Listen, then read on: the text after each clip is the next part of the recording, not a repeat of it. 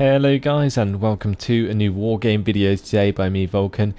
Today I'm looking at the support units on Wargame European Escalation for the PACT side. Now, the PACT support units are probably some of their best in their whole armory, and I'll get round to that when I come across specific units, starting with the Cub. Now, the Cub is the first long-range missile unit that the PACT units get. It has two upgrades, the Book and the Book M1. Now, obviously, like most other things, the third upgrade, the Book M1, is the best. However, the first Cub has an accuracy of 6 and a HE power of 8, but it only costs 45. Now, this makes them very good for maybe base defense if they're sitting by an FOB, or if they're just generally defending a forward sector, because they have a range of 3,500 meters, which can be incredible for keeping air superiority in a specific area. The accuracy of 6 isn't ideal, but it is good enough and better than the Chaparral, so it does hit things slightly more often, and the HE power of 8 is likely to one-shot any NATO aircraft with 5 HP. So that is most of them. However, things like the Apache, for example, I believe have 10 HP. Now, it does have a speed of 45, so it's not exactly something you're going to be able to move around a lot, and the operational range is pretty shocking at 250 kilometers. So you're not going to get very far, and it might need resupply because of its low ammo of 3 missiles, and it may run out of fuel if you're moving at long distances. However, if you upgrade to the Book for 70 points, this is where things get serious. Not only do you get an extra missile similar to the Chaparral, you get the better range at 850 meters. That's an extra 350 meters. You get an accuracy of 9 and a HE power of 9. Now, a HE power of 9 doesn't make that much of a difference, because again, you're still one-shotting those 5 HP health helicopters, and you're not going to one-shot the 10 HP ones because you still only got 9 HE power. However, the accuracy really does help. However, you never really bring in the Books unless you've run out of Book M1s, and you'll see in a minute why that is. Now, you do have an upgraded speed, meaning these can support the heavy armor pushes. The operational range is also improved, and the fuel capacity helps that as well. Now, if you move on to the Book M1, you'll see that it has an accuracy of 11. It has a range of 4,200 meters. This matches the Chaparral exactly in terms of range. The accuracy, however, is 6 more than the upgraded Chaparral, making it possibly the best anti-air unit in the game. Now, it is very expensive at 85 points. However, with a HE power of 10, it has the potential, I believe, to one-shot Apaches, although it doesn't happen very often. Often it will leave an Apache on 1 HP, and I'm not really sure why that is, because unless Apaches have 11 HP, surely they should get one shot, but I've never seen a Book M1 actually one-shot an Apache before. Now, the rate of fire is 6 per minute, but it only has an ammo of 4 missiles, so you're going to have to keep it resupplied. Whenever you have these on the map, keep either like a Kolos by them, or the other one, which is a T813, sorry.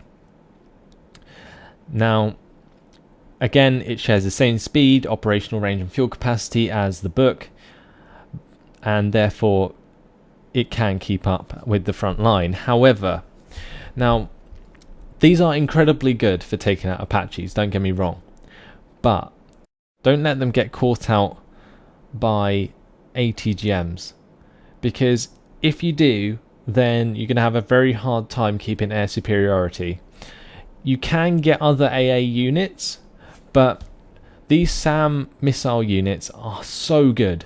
Their missiles are very fast, and they hit their targets nearly 100% of the time with the accuracy of 11.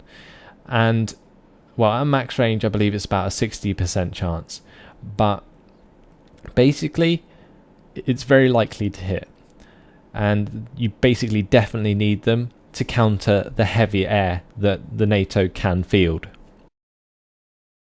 Now, a lot of people like to bring these in instead of Tunguskas, and that is viable, but I tend to take Tunguskas and books, and I'll explain that shortly. So basically, books are the sort of anti-air that you need to assert your air domination. A player is normally not stupid enough to fly into range of a book. If they are, then they're either doing it on purpose to distract or waste ammo on your book, or they just don't know what they're doing.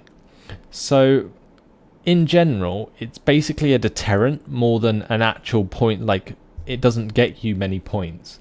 However, the Tunguska is a sort of vehicle that you use close up with your tanks, for example, to get those kills. Now, what happens if you lose your book M1 is you lose your air superiority, and the NATO player will no longer be scared to attack you with air units. And I exploit this a lot. So I'll snipe the book M1 with an ATGM, and then I'll fly in my Apache and absolutely rain destruction down on the enemy. And that's because a lot of people forget that they're going to need some backup artillery, some tier 2 artillery. This is like the tier 1 artillery, this is like the best. Whereas you need Tunguskas to back them up. And the reason being is they do still have a very accurate missile, and they can take down a plane, a helicopter in 2 hits. It does have the HE power of 5 on the upgraded version. Always take the upgraded version of the Tunguska. Yes, it costs 20 more, but you can one-shot those 5 health NATO helicopters, which is extremely useful. It also comes with better accuracy and a better range. So that is what you're paying the extra 20 for, is the extra accuracy, HE power and range, which is definitely worth it on those missiles, because you're not very often going to be using the autocannon unless they fly over you with, for example, Gazelle cannons or whatever. So yeah, but basically you need these. I would suggest fielding maybe 1 book with resupply, and then maybe a couple of Tunguskas across the map. And that should keep your air defense solid in a 1v1 1,500 point match. So anyway, speed of 60 kilometers per hour, front armor of 1, side armor of 1 will keep it alive against artillery. It's got a good stabilizer, although you're not going to really be using it unless you're chasing down a close range helicopter with the autocannon. But the good thing about the Tunguska as well is this twin autocannon can fire at ground targets, and therefore can help in a frontal assault situation where you may need a slight bit of extra support for your main tanks. However, you don't want to lose these because they do cost 75 points. But there we go. That is what you want to do, and that is what I do in a lot of my PACT games. I tend to go for the heavy units in terms of support. They are very, very, very useful on the PACT side. Now, moving on to the first artillery piece of the PACT side, we've got the Akatsiya.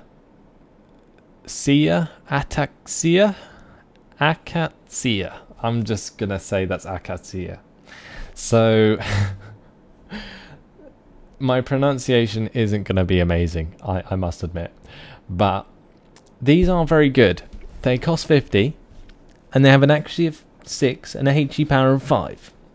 However, a lot of people kind of miss this. Their rate of fire is 3 per minute. That's 1 every 20 seconds. It's terrible, in theory. So, not ideal. They're not like the same sort of thing as the Abbott. Yes, they're cheap, but they're not like the Abbotts in any way. The Abbotts have their fast fire rate, which allows them to be close range artillery support. Having only a rate of fire of 3 per minute makes these the sort of ones you keep at base, but you never want to have a cheap arty with 6 accuracy sitting in your base, because you're never going to hit anything with it. So these artillery units kind of become redundant unless you use them like the Abbotts, but then they aren't as good, so it kind of becomes useless. Now, they are obviously defended with armor, and they have a speed of 50 kilometers per hour, which isn't like really relevant in terms of artillery standards, but their operational range and fuel capacity can basically allow them to move around the maps and stop counter artillery taking them out. But I wouldn't recommend ever really going for them. You can go for something like the Akatsiya 2S3M, but I would definitely prefer to go for the MSTA S. Now, these have an accuracy of 11 and a HE power of 5. The HE power of 5 is the same for all of them, but the accuracy gets better and better along with the range in the last gun. You get the 28,700 meter range. You have the accuracy of 11, which makes them reasonably accurate at that long range, and a HE power of 5, which doesn't get much higher unless you go for the howitzers, for example the Pion and the Malka, which come next. The main gun isn't really something you want to be concerned about. It can't attack infantry, so if you do get ambushed by infantry, it's not going to be able to defend itself, except from with this HMG, which is kind of useless against infantry, because by the time infantry is close, a HMG won't be able to cut them down quick enough before they actually rocket your artillery anyway. Now, yeah, the main gun isn't really something you want to be worrying about with an artillery piece. This gun is very, very good though. The speed is useful to help it run away from other vehicles. The armor, it has a front of 1, which is extremely good if it gets caught out by any light armor, and allows it to run away easily. And then you've got a front or side armor of 1 and a rear armor of 1 as well. Operational range and fuel capacity also allows it to move around quite effectively. But if you're going to get any one out of these 3, get the Muster. It's worth that 90 points. Pion. Now these are the first of the howitzers. You'll see that this Malka actually has an accuracy of 16. The Pion has an accuracy of 11, which matches the Muster, but has a HE power of 7. Now the thing about howitzers, however, is they only have 8 rounds and they have a very low rate of fire. If you look at the Muster, it has a 5 rounds per minute rate of fire with an ammo of 50 rounds, which makes it very, very efficient. However, the Pion with an ammo of 8 and a rate of fire of 2 per minute can really drain your resources very quickly, and they need to be resupplied if they're not sitting by an FOB. Now the thing is with howitzers, because they have such a low rate of fire, you want them to be on target as regularly as possible. So what I would suggest is keeping them actually quite close to the enemy, just behind your front lines basically, and you will never miss.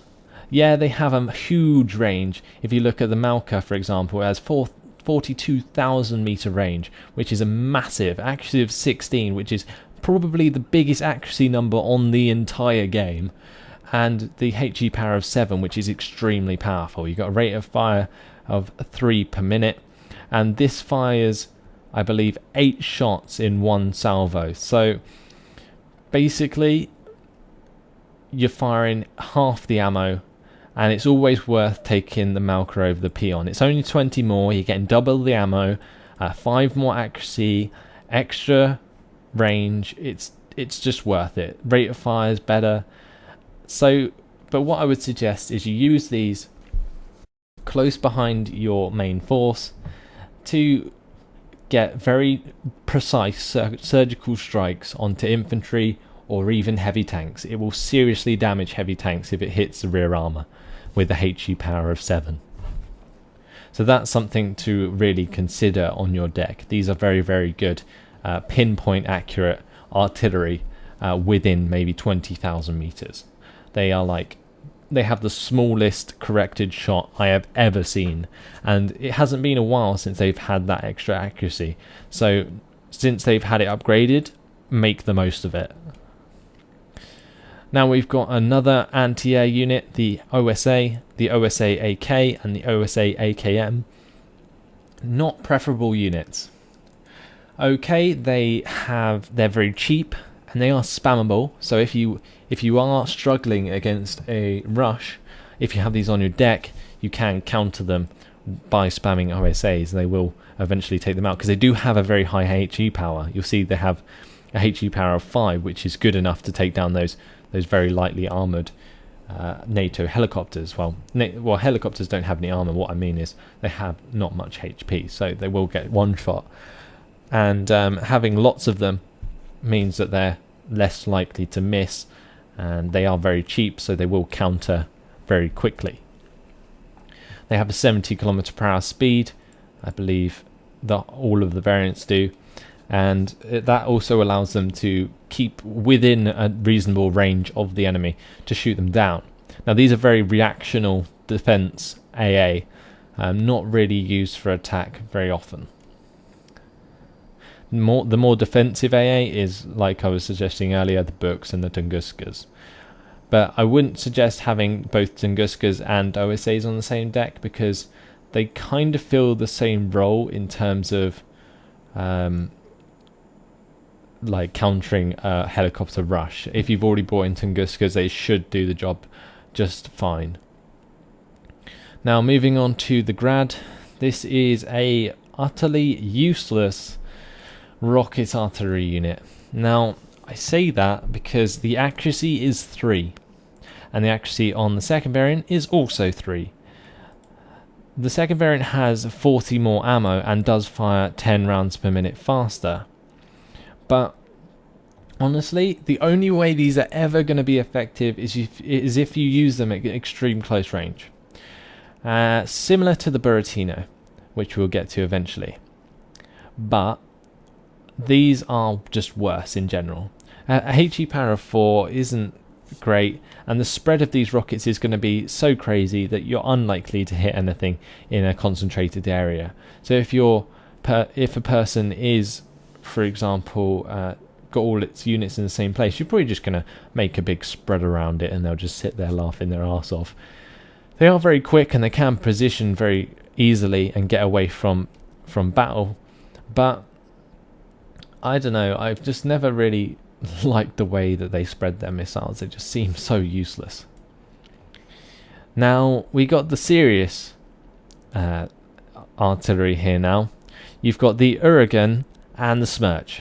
Now actually the Smerch has one more accuracy than Malka and an 87,500 meter range.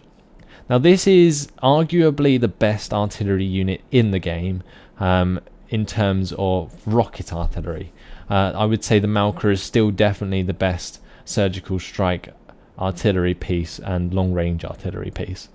The Smerch, however, has a HE power of 6, an accuracy of 17, and fires 12 rounds of ammo in one shot, in a very accurate corrected shot barrage. And even at max range, its corrected shot circle is still pretty small with an accuracy of 17. Now these are things to be very scared of. However, if you get these killed, you're going to be losing 160 points. That's a lot of points. They do have the speed to kind of run away in the operational range and fuel capacity to get around if they need to, but normally you're going to be sitting them at base with your FOBs. Just be wary that those 12 rounds probably will soak up about a fifth of your FOB. So make sure you use them wisely. You're not going to have too many resources to really work with if you keep spamming these as soon as they reload. The Uragan, not really worth buying. The accuracy doesn't really live up to the Smerch, and for the extra 30 points it's definitely worth just picking that up instead. I've never found a use for this, to be honest, so I can't really comment on using it. Now here we have the BTR-152E. Again, this is another unit that seems to become redundant. Unless you're playing a very spam heavy game where you want to just like place as many units on the field as possible, you can pick these up. They only cost 10 each, and I expect max vet they would only cost about 20 or 30. So with a twin HMG it could potentially be very effective, but it's not going to take out anything armoured with the twin HMG. It only has HE power, no AP power. It doesn't even have an autocannon. They're just kind of useless units. The quad HMG, again, these are anti-aircraft units which could potentially support rushes, but I don't think I don't think I've ever seen anyone use them. Now the Danners, a very popular choice actually in terms of artillery, and I don't really know why. They're always so average, but they do have this massive 80 km/h speed, which allows them to run away from basically any advancing forces, and that can keep them out of trouble very easily. They have one front armour to keep them alive against counter artillery. They have a massive operational and operational range with this fuel capacity as well. So they're good for keeping out of trouble. And if you're scared that your arty is ever going to get ambushed, then take Danners. I guess that's why a lot of people would take them. I don't see the big fuss. I would much rather prefer to use Malkas or a Smirch. But there we go. I believe I have used a Smirch in a video before, but before it got its accuracy upgraded. But anyway, the Danner, accuracy of 11, reasonable. Same as the Muster that I was mentioning earlier. HE power of 5. 5 rounds per minute, same as the Muster. And an ammo of 30 rounds. Now, that's why I kind of prefer the Muster, because it's got this, like, although it's got more range, it's got more ammo, it fires the same, has the same rate of fire, but better, well, the same accuracy, the same HE power. So it just seems better to get the Muster than the Danner, unless you're just running away, because the Danner's got the extra speed. That's the only reason people take it. Danner stays out of trouble. The Muster normally gets called out quite easily. So as long as you got it defended though, and you don't get called out, then why not take the Muster? Anyway, Flak Panzer Schilker, I never really used it. As you can see, I don't even have it selected. I haven't even bought it. There is a Russian variant later on, which is kind of better and worth looking at then. So I'll look at it when I get to it. We've got the Kamaz ZU-23-2. Again, this is another one of those wasted units that nobody ever uses, but it could potentially be very good.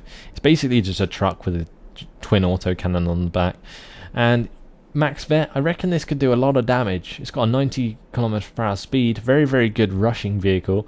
However, it has no armour, will get absolutely destroyed by anything, including infantry, so be wary of that. Then we got the Praga, probably a better support unit for a rush. You've got a more accurate twin autocannon with a speed of 70 km/h, which will keep up with the rush but not go too far ahead of it. And yeah, this will generally help out with your rushes reasonably well. And it has got a sort of an armoured body, although it doesn't have an armour stat. This is sort of infantry resistant. It's kind of like a hidden stat in Wargame, whether something's infantry resistant or not. The Strop 1, however, is basically, I've never really seen people use them. It's kind of like you either use the Praga or you use the Strop 2. And somebody asked me in the comments the other day about what the best sort of counter to Apaches was. And if I could say anything, it would probably be the Strop 2. They have only 4 missiles, but if you are getting harassed quite badly by an Apache, using a Strop 2 with an accuracy of 9 and a HE power of 5 will potentially two-shot an Apache, and it has 100 km/h speed. So this is the main reason why this would counter Apaches, because it can catch them out very easily. With that speed, it can seriously just outmaneuver an Apache that's sort of left in the air somewhere. And you can catch people out, and they get very, very frustrated when you shoot down their 160-point Apache with a 50-point unit. However, I'd never bring in one of these at a time. Always bring in like a couple, because the missiles will tend to be unreliable. Just bear that in mind. You've got a front armour to keep them a little bit safer. But yeah, this speed is incredible. 100 km/h. Really good rush support unit. But make sure you keep these missiles resupplied, because that's often what people do wrong with the Strops. They forget that they need to resupply these 4 missiles. They don't come with many at all. Now, the operational range and fuel capacity sort of matches their speed requirement. Next, we have the MFRW BM21. This is pretty much exactly the same as the Grad, and the second one, the RM70, is basically exactly the same as the RM70 from the Russians. So yeah, actually the RM70 there is actually a Czech unit. Is that a Czech unit? Yeah, it is a Czech unit. Okay, well, apparently it upgrades from a Russian unit to a Czech unit, but this is an East German variant of both of those units, so the same applies to them. Then we've got the MTLB Strela. Never seen these used before, can't really comment on them. HE power of 4, I guess, is just not really very viable for such. It's like 45 points, so you'd want a HE power of 5. Basically, this is slightly armoured. So it's a Strela 10. It's got 4 HE power. Let's have a look at the OSA, which costs 40. You've got HE power of 6 and accuracy of 4. That's kind of like the reverse on the Strela 10. Yeah, but I would much prefer to have the extra HE power, because it has the potential to one-shot helicopters, whereas this doesn't. So I don't know, I've never used it before, so I can't really comment. The Buratino. An amazing unit. Seriously, an amazing unit. It only has a range of 3,500 meters, and you're probably thinking, why the hell has a rocket artillery only got a range of 3,500 meters? That's a good question. It's because it's actually a very close support rocket unit. So the idea of this is, if you come across a heavy defensive line, you get it within maybe 2,000 meters and you just pound it, and the missiles are very accurate with corrected shot. Yes, it only has an accuracy of 1, but this doesn't matter. And the reason it doesn't matter is because it has this lower range. Now, accuracy has the scale with range. That's why you see things like the Smerch with a range of 85,000 meters having an accuracy of 17, because they need to up the accuracy to match its range. Otherwise the circle becomes too big and then the missiles become ineffective. However, this is implied to be a close support vehicle, so it doesn't need the accuracy to match its range, and therefore this 1 accuracy kind of means nothing. It's obviously, it would be better if it had more, but it's a close support unit, and this is evident by its front armor being 5, meaning it can take a serious pounding in the front, and a side armor of 3 keeps it safe against infantry rockets, and rear and top armor of 1. And it's not often you see on an artillery piece rear armor of 1 at all, or a top armor of 1. So this is a very safe unit to use. Well, I say that in the lightest manner. It fires all 30 rounds in 1 barrage, which is seriously effective. Like, it hurts. It really does. So you don't want to get caught on the wrong end of one of these, but then you don't want to get caught out with one of these. I say they're a safe unit to use in terms of the damage they will deal. However, you don't want to be losing 150 points.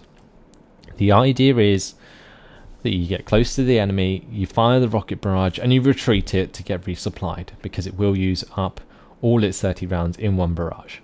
And then you move in with your other units, for example your infantry or your tanks, onto the force that you've just absolutely annihilated with the rockets, and hopefully you'd win that engagement because you've damaged them so much with this rocket vehicle.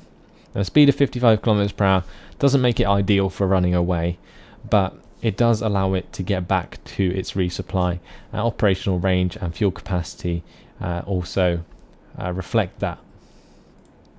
Now we've got the Schilke. I overlooked the East German variant one earlier. These are good for defending units like CVs in forests, and CVs I mean command vehicles. Basically, because a helicopter is going to have to fly over the forest directly, it makes quad autocannons like the Shilkas very effective at close range. So if you dot a couple of these around in random forests, you're going to find out that you catch out a lot of helicopters that fly overhead, and that can be very effective. They only cost 20, so it is viable to do that if you want to just piss someone off quite badly.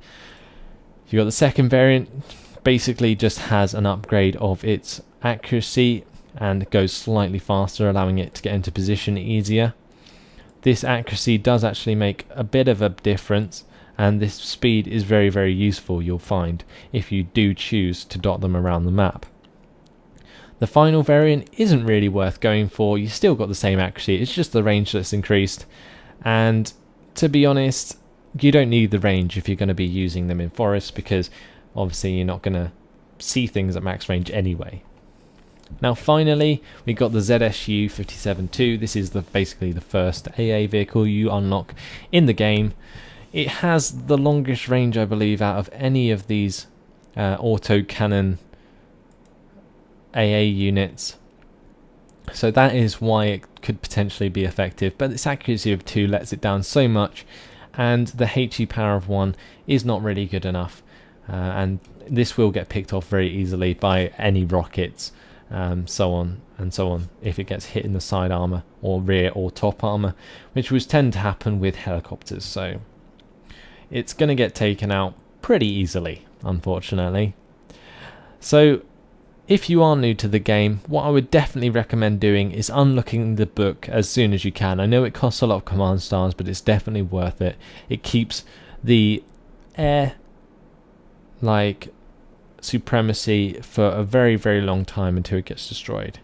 People are too scared to approach one, and as long as you have it in a decent position, it can just keep its 4,200 meter circumference completely dominated with anti-air. So yeah, but make sure you have it supported with the Tunguskas. Is probably the second thing I would recommend you getting. Always bring in the second variant. Do remember because the HE power of 5 is a lot better than the HE power of 4. But yeah, that's probably about it. You got the Malka or the Smirch. Those are the two heavy artilleries I prefer to bring in. If I wanted to bring in a more mobile one, you could bring in potentially the Danners to counter Apaches. If you really want to take them down, then use Strops. And Buratino, very good close quarters artillery unit for seriously damaging concentrated defense. So there you go, guys, the support units for PACT. Hopefully this has been useful, and you've learnt something from this today. But there we go, guys. Thanks for watching. Hope you've enjoyed it, and I'll see you in the next video. Goodbye.